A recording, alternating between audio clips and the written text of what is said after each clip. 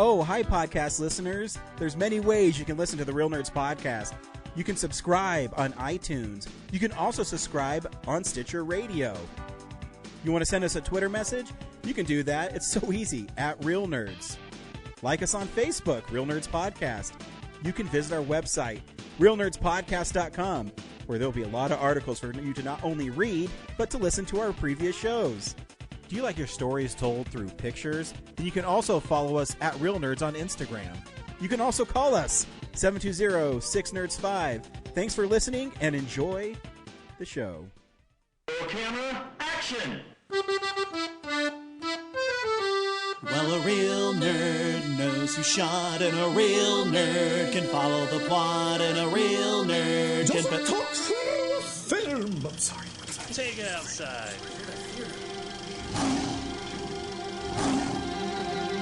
Well, a real nerd knows who shot, and a real nerd can follow the plot, and a real nerd will give it all they got.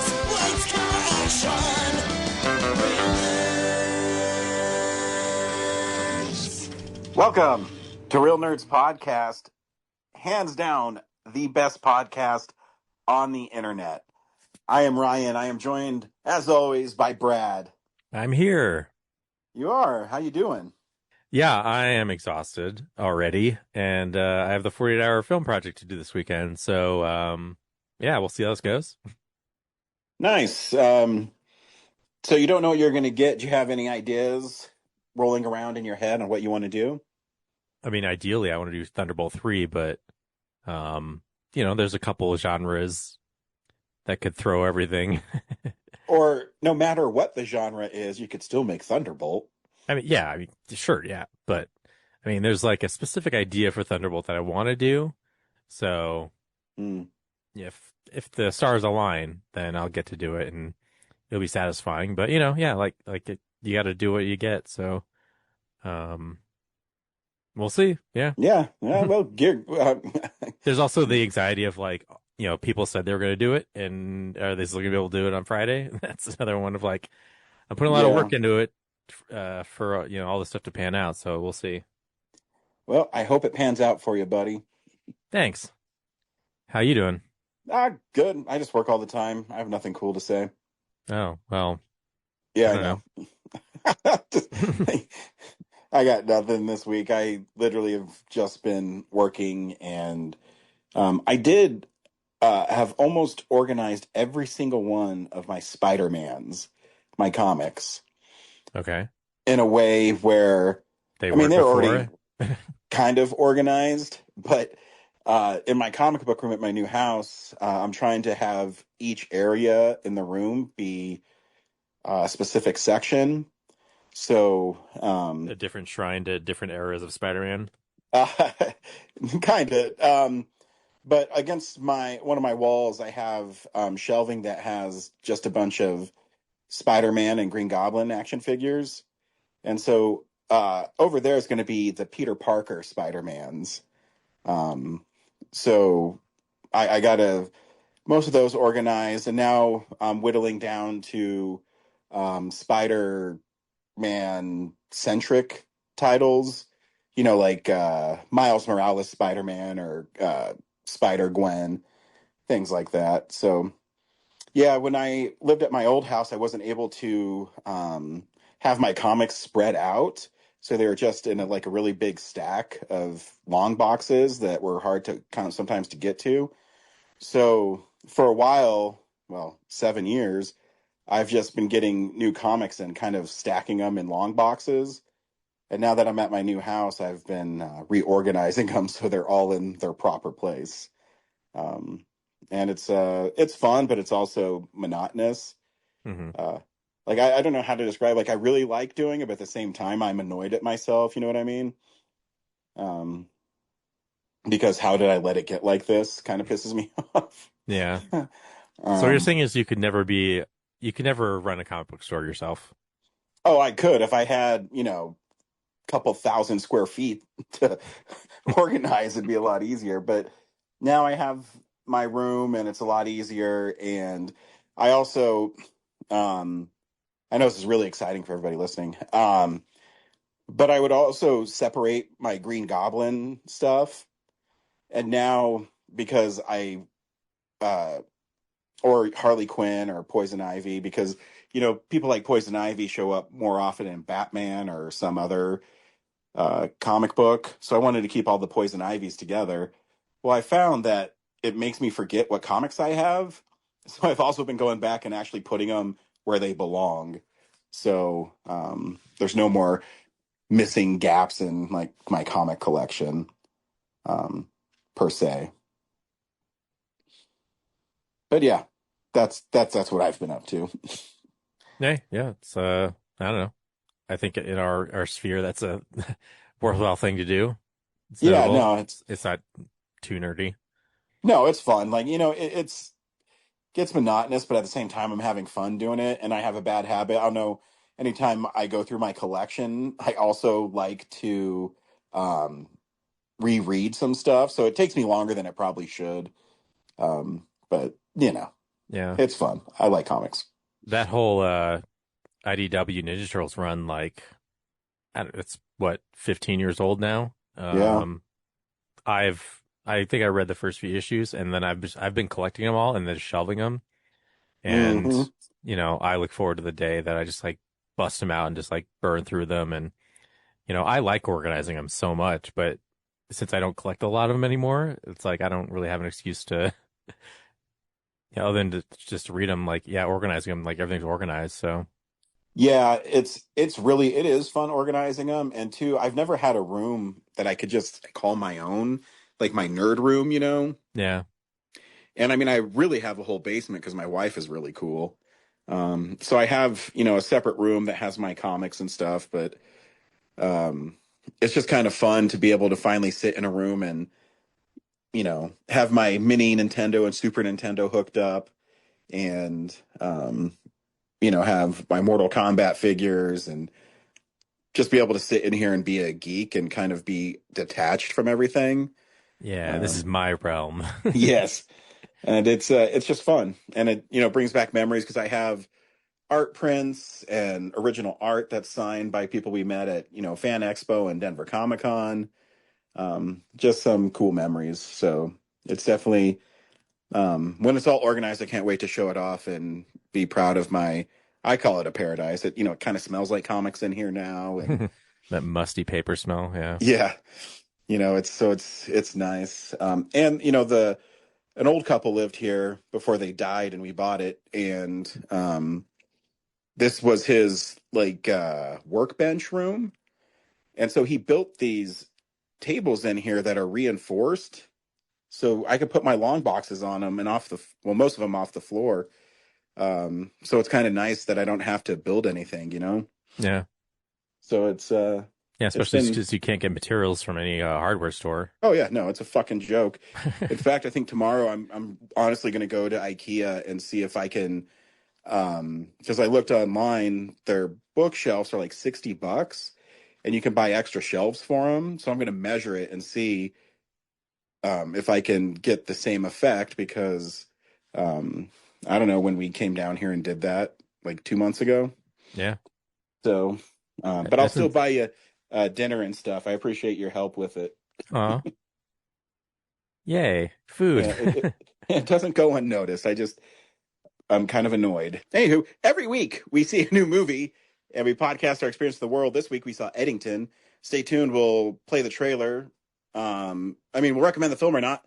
Play the trailer, then spoil the movie. We'll also talk about movies we watched throughout the week. We're a movie podcast, and that's what we do, Brad. Yeah, we do. Yes. Brad, do you recommend Eddington? Yeah, nah, I guess it's all right.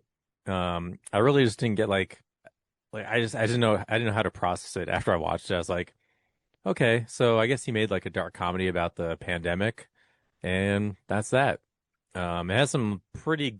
I say the second half is a lot more interesting than the first half. And like I totally get like why you like really hated it. Um, so yeah, spoilers for your reaction. Yeah. I've learned that I do not like Ari Aster at all. Like I can't fucking stand his movies. even people that love. I'd love to hear Zach's take on it because he loves. Is it Aster, ass shit? Aster, as far as I know. Yeah. I thought Hereditary is grossly overrated. I think Midsummer is better. Beau is Afraid. I forgot that I saw it. I couldn't even finish that one. It's fucking garbage. And then this one, it's does anyone know how to tell this guy that his movies are too long and that he's not as clever as he thinks he is? And how he keeps on attracting, really big stars is beyond me. Yeah, I did not like this movie. You and Corinne says, "Oh, Ryan likes everything." No, I fucking hated this movie. Here's a trailer for Eddington. I am recording this. Fair warning. Is that really necessary? Look, Joe, 6 feet. Give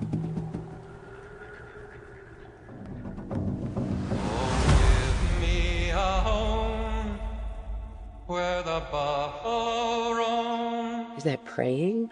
Where the deer and the antelope play. How did we get here? And even worse, is it worth it? Where seldom At the cost of being at war with your neighbors? the discouraging word. That's why I'm running for mayor. And the skies are not Mayor of Eddington. all day. Thank you, super duper very much. I used to think that you were some big deal. But I am a much better human being than you. Who are you talking to? There's nobody here. Home, home on the rainy. Husband, sheriff, mayor to be. Where the deer and the antelope You want things simple and neat. We were in a fight against evil. seldom is heard. These are your streets. No, they're your streets to dictate. You know how death works, yeah. People are going to be looking here now. Keep your own office going, but you're going to run mine. So you vote Joe Cross, take back our community, Hell yeah. save our soul.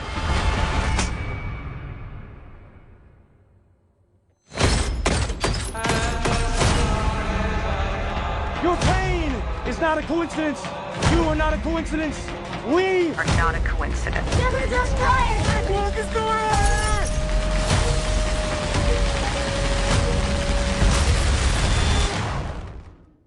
We need to free each other's hearts.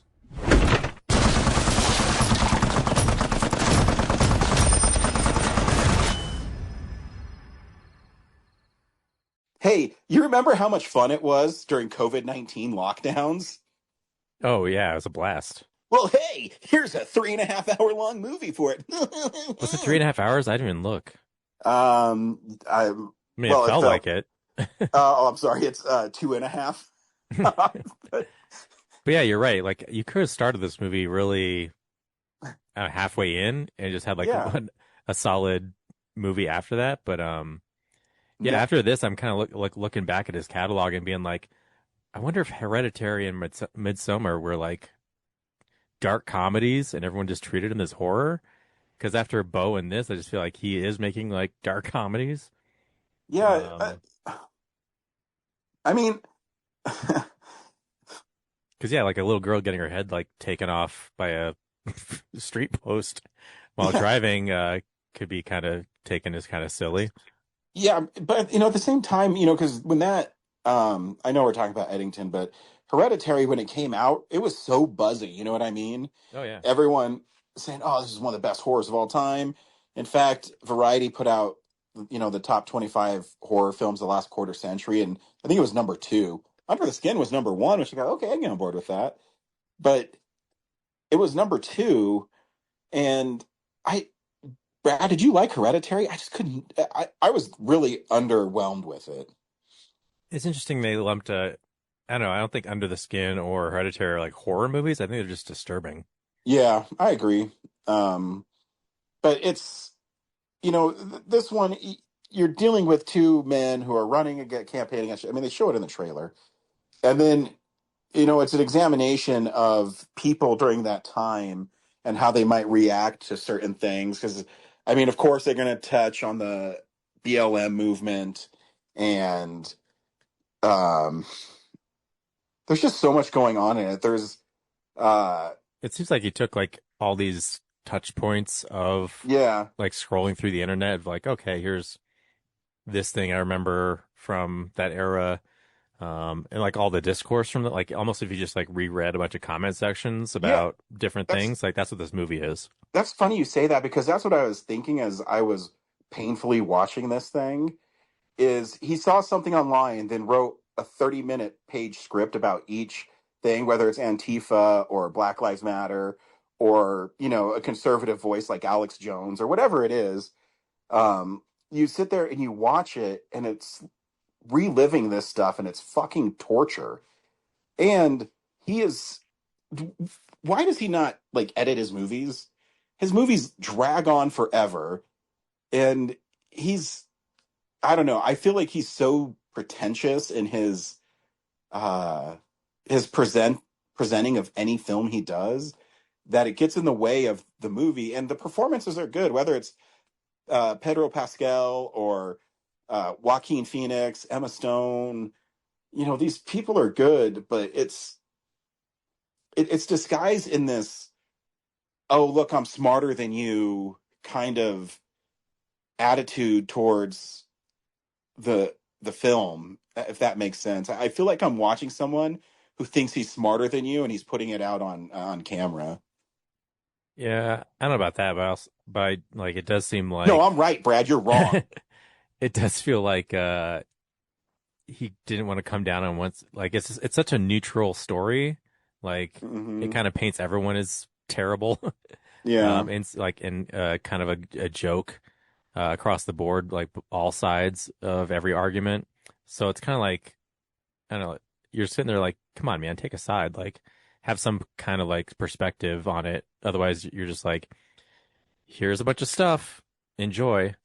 Like I just don't know. Like I said before, like it really gets interesting once, like with Joaquin Phoenix and Pedro Pascal, like he goes to that party for the noise complaint.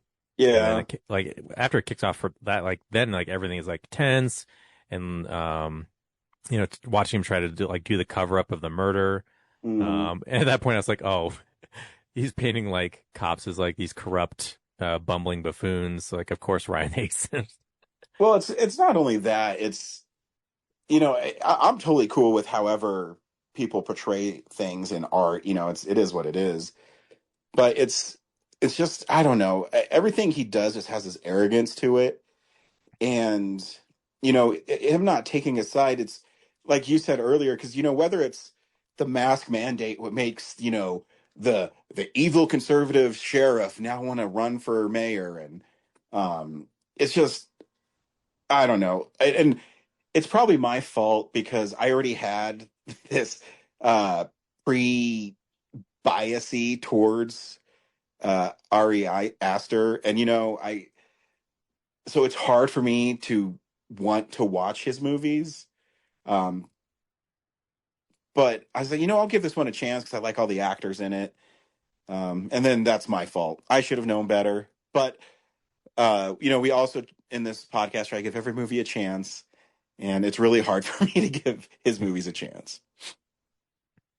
Yeah, I drug my feet for the longest time trying to see this, because I was like, I know we got to do it, but like I'm just not interested in what I've seen from the trailer. But I gave it a shot, and I was like, I don't know what to make of this. Like it just seems like you copied down a bunch of stuff from the internet and then turned it into made us relive it again. Yeah, because also too, it didn't feel like there was a point to it. Like, cool. Yeah. Everybody's corrupt. You're right. It's basically like a point and click story, Yeah, everyone's corrupt. Everyone's ridiculous, like both sides. Yeah, if you scroll on any quote unquote news source now, you're right. It's, well, this guy thinks mask mandates should be illegal. This guy thinks they shouldn't be. And that's all it was. And then you're trying to put these characters in these moments. And to me, it just made me relive that part of our very recent history that I did not enjoy. Yeah. And yeah, And it's just like irresponsible because um, like I could see a mile away of like like the town drunk guy was obviously gonna like be the spreader for COVID.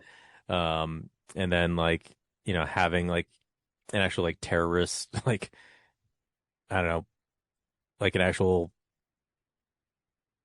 like almost war style like terrorist no, Antifa you bunch of people. Like, I don't know, seems like they're way more disorganized than that.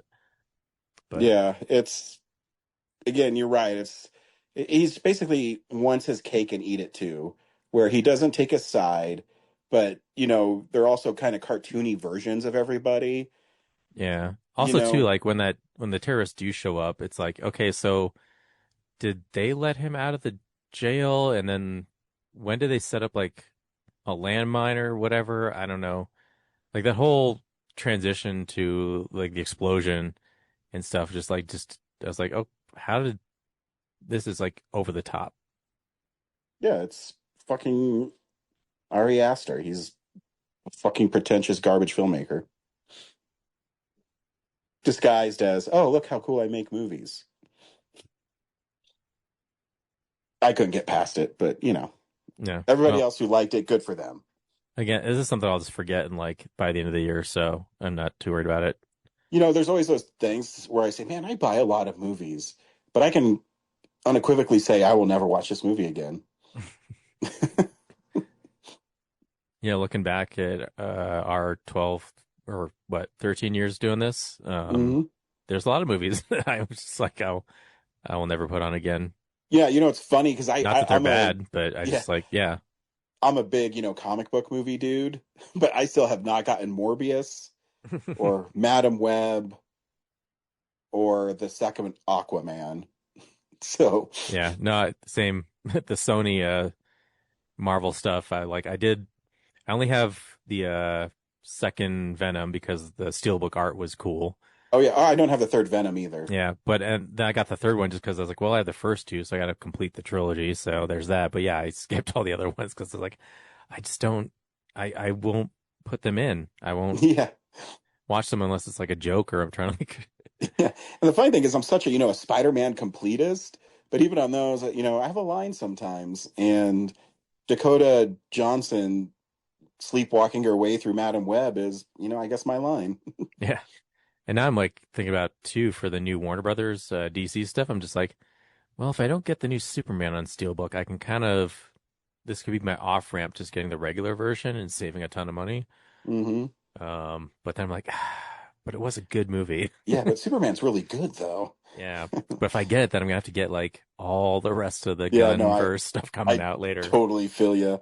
Yeah, I mean, I have hopes that Supergirl will be awesome, and they're at least being creative with Clayface. So yeah. you have that hope. But is it worth steelbooking it for like another 20 plus movies? Probably.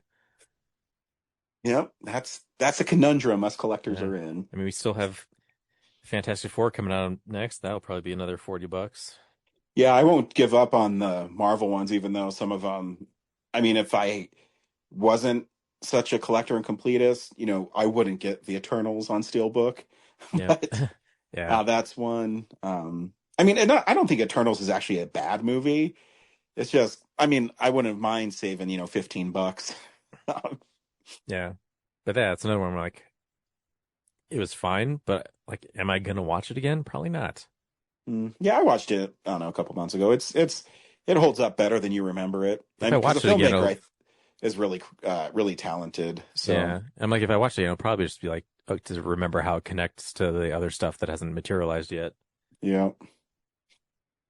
So much of that phase is just like, hey, we set up this Easter egg and nothing came of it. I know. I read an interview with Kevin Feige. I mean, I guess we should save it for next week. But he was talking about that. He says, we just had way too much going on. And I mean, if you look, next year is just Spider-Man and Doomsday. And the only movie they have scheduled for 2027 is Secret Wars. I'm sure they'll announce some other one, but I mean, right now they're only focusing on 3 movies. Good. Quality Yeah. over quantity. I agree. We watch movies throughout the week, unless you had something else to say about Eddington. No, I think we covered it. Yep. We watch movies throughout the week in a segment I call What We've Been Watching. So, yeah, this is the stuff we've been watching. Brad, what'd you watch this week? Oh, geez. What did I watch this week? Do you want me to start? Yeah, why don't you go first this time? The movie I watched that you thought we were going to put as the film of the week is I Know What You Did Last Summer. Oh, I saw that too. Oh, cool. So we can tag team this one. And as I was watching it, one, why is it so fucking long? And was it? 2, yeah, it was like 2 hours long. Maybe I fell asleep. Right. But as I was watching, I go, even when I watched the first original one, I can't help but think that it's just a Scream not as good, from the mid-90s slasher kind of craze. And I called the one, spoilers, the one killer right away. And the whole setup of some crazed pastor and this town is this huge cover-up, and like back-to-back movies where cops are just fucking retarded. Just go, this is so dumb, and I don't care about the characters in it, and it takes so long for them to get somewhere, and then the deaths aren't even like that gruesome. And I go, man, I thought Scream kind of reset, the slasher thing where they're going to make deaths really gory again. And I mean, I guess it's kind of gory at some points, but it takes forever to get going. I'm like, gee, mini Christmas. So I have to endure rich, snobby white people for fucking 35, 40 minutes before anything interesting happens. Yeah. God, what was my take on it? The ending reveal was atrocious. Yeah. It's cool if Freddie Prinze is a killer the whole time. You know what I mean? I don't know. So I guess there was a TV show of this. There was? Yeah, this is based on that. And they've dovetailed it into the old movies by bringing back Freddie Prinze and Sarah Michelle Gellar, which I thought that sequence would have been like, oh, that's right. Like Ryan will love that.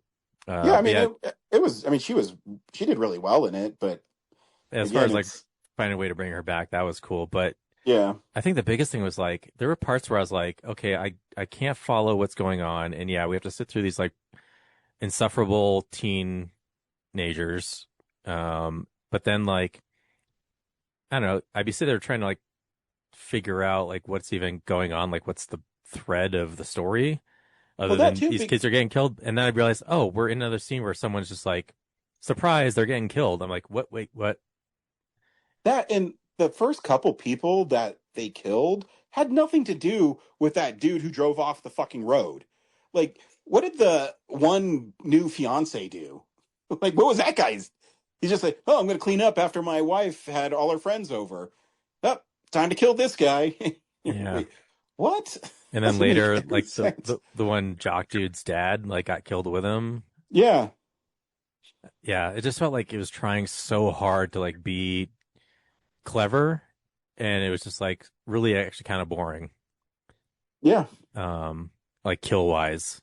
Yeah, I agree. There's no part did I feel it was suspenseful, you know what I mean? Yeah, was that podcast lady part of the group that killed that guy? No, she literally just shows up to tour the town. Yeah, and she gets offed, yeah. She gets offed for no reason. I don't know. Yeah, but then, yeah, because there's 2 killers, so now I'm, trying to do the math. Instead of, following the movie, I'm doing the math. It's just okay, so Freddie Prinze was here, and then his bartender was here, okay. And, at one point, the first reveal is that she did it, and I'm like, well, how did she hold, she got punched in the face by the jock boyfriend guy, held her own, so it must have been someone else. So I guess that was Freddie Prinze in that one. But then again, like I don't know why he was so like his rationale was like, oh, people are forgetting about the original murders, so I'm gonna like recreate them. Like I don't want to be forgotten. Like Yeah, so I'm going to kill people. it just seems like this What? meta, like this stupid meta thing. I don't Yeah, know. It just wasn't.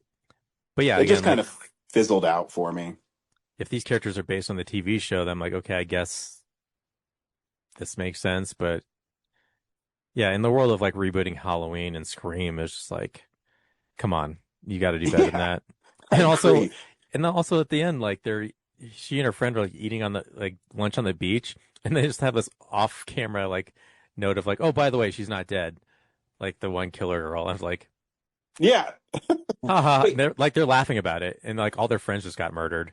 yeah, and then why does she go back to the restaurant with Freddie Prinze Jr.? Why didn't she go to the police and say, "Hey, this is what really happened"? And Yeah. no, hey, let's make a stop by my bar on the beach. Oh yeah, and then also like the two girls are like trapped in the police station while the other murders are happening. And it's like, why are they being detained at all? Like, Yeah, that wouldn't happen because they literally took away their Fourth Amendment rights. They would sue the fuck out of them and win tons of money. You couldn't do that. yeah, it's a lot of just nonsense and like contrived shit. Yeah, and Yeah, especially, Hard Eyes came out earlier this year, and that movie was pretty fun. Um, yeah. yeah, Also that when they're in like I don't know the what was it the cemetery, and then there's like that I don't know that float thing for the yeah, is in the mausoleum or whatever, yeah. and Again, yeah, like the killer gets surprised and then just runs off. Like, and kills like the caretaker. Like, what the fuck did that guy do? yeah, like he gets killed and then like one punch from the other boyfriend, like just then they run away. I don't know. Yeah, yep. Leaves a lot to be desired. I also the only other thing I watched this week was Rover Dangerfield with Rodney Dangerfield. Yeah, I haven't seen that since what 91. Yeah, it's not that great, but it's Did not kind get a of lot of respect. definitely did not get any respect. Um, I don't know. There's a charm to it though. It's done by the same animation studio that did The Brave Little Toaster, so the animation's really cool in it. It's not Don Bluth. No, Oh wow. yeah, there's no special features on the Blu-ray that came out except for the trailer. So I went back and I read about it, and it was originally supposed to be a rated R cartoon, and then they toned it down. And I mean, it's like a cute movie.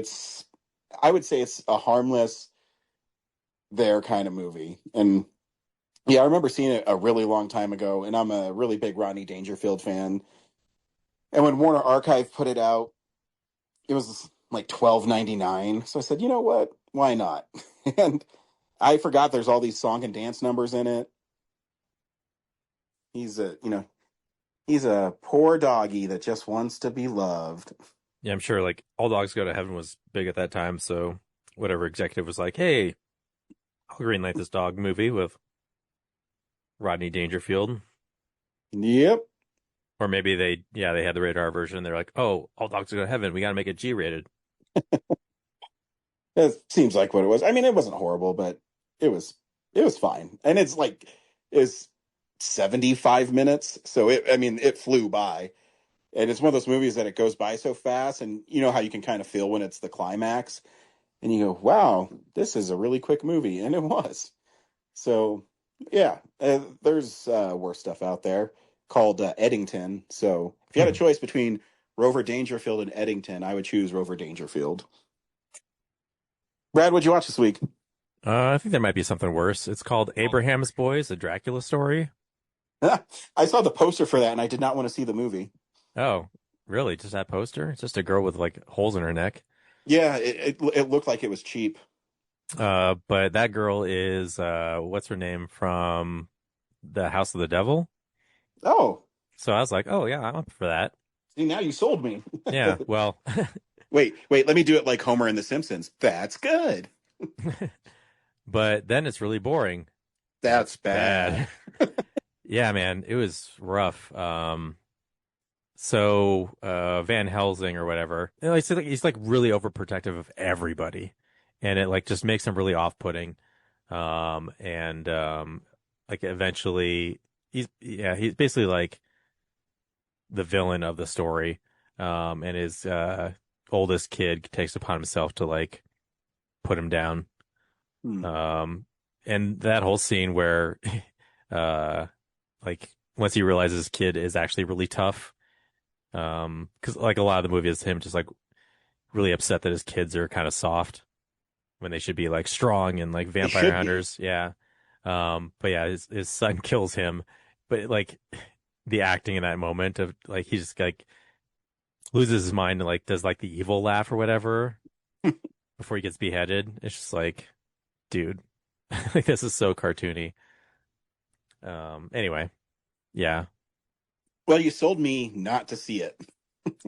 It's so, yeah, a lot of stuff doesn't happen. There's just like a lot of them like walking around their farmhouse. And the guy who plays Van Helsing like is really good in other things, but he's like doing the heavy lifting in this movie. So, and they just keep on cutting away to like the trees outside where like they show like a silhouette of like, oh, maybe Dracula's hiding out there or something, stalking him. Yeah. A lot of just farm life stuff. So. Wow. Yeah. Sounds great. Slow, and you're like, where's this going? So yeah, that's what I watched. Awesome. Hey, next week we're seeing Fantastic Four: First Steps. That should be fun. We'll also get an update from you about your 40-hour film project. Yeah, see if I'm still alive. I hope so.